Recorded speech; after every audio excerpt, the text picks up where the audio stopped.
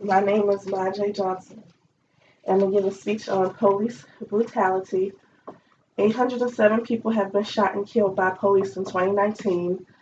Police brutality has been on since the 1800s to the slavery times when black people were enslaved by whites. Police brutality have been having an uproar since 2015, since the killing of Michael Brown, a teen who was walking home from the convenience store who was accused of stealing and was killed. Since then, there has been many riots and protests against police brutality. Police brutality means a lot to me, and that's why I did the topic because I have a black son, so it's very important to know the statistics that's going on throughout.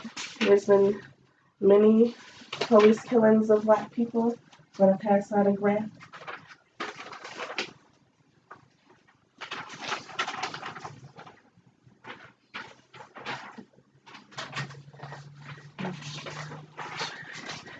As you can see on my graph, more black people have been killed by police than anyone if you look at the graph.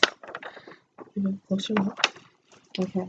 Some ways to try to control or decrease police brutality is by having police officers be held accountable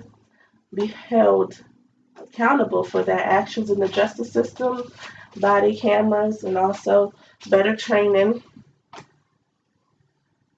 And many officers are being charged with crimes but have not been proven guilty. There's been a case of Laquan McDonald. Was a black teen who was killed by a white police officer.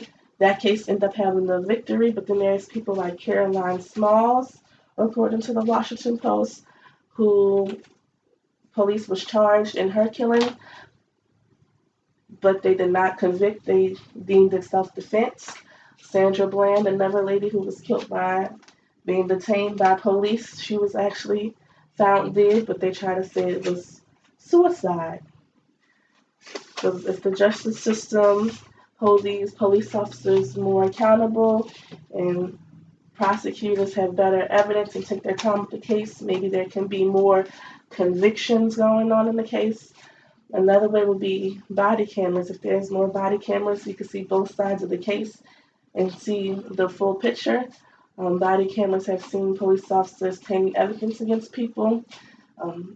Body cameras, the negative of some body cameras is some have a default where they do not record as soon as they're arrested. It takes them 5 seconds for the camera to come on. Um, Police cameras you can see the picture, but it can also go back into the police officer favor. In DC, they have been doing a study on body cameras, and it has been helping. There was a case in Texas where a police officer killed an unarmed Jordan Edwards, then made false reports that didn't add up with camera footage, which resulted in him being charged with murder. And the police officer was also fired for lying and also trying to take evidence. Another way would be more requirements when officers to join the police force, maybe more mental evaluations can be done for the police officers. They could spend more firearm training, more police officers, according to better officer training would prevent excessive force by U.S. Today, that a properly trained officer would know what to do before a confrontation to begin. There wouldn't be a lot of fear for your life when they approach a situation.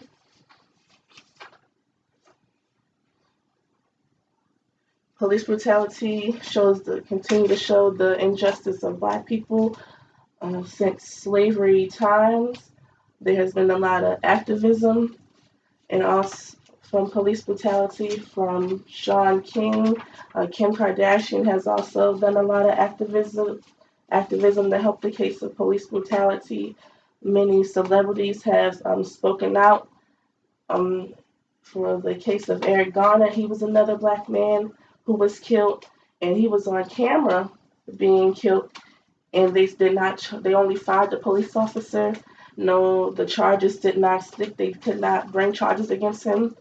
They were claiming self-defense also. He just was trying to sell some loose ones to take care of his family, and it didn't work in their favor. Even the U.S., no one was able to bring charges. So sometimes things do not work in the favor when it comes to cameras, but some of the risks of these can be done to try to prevent some of the things that are going on.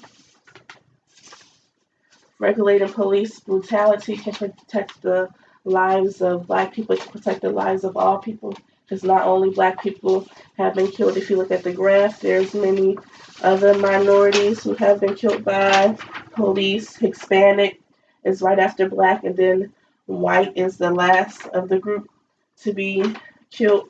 But as you can see, a lot of people are killed while not even attacking the police. So this should be important, because I know that no one here wants their child to be another statistic.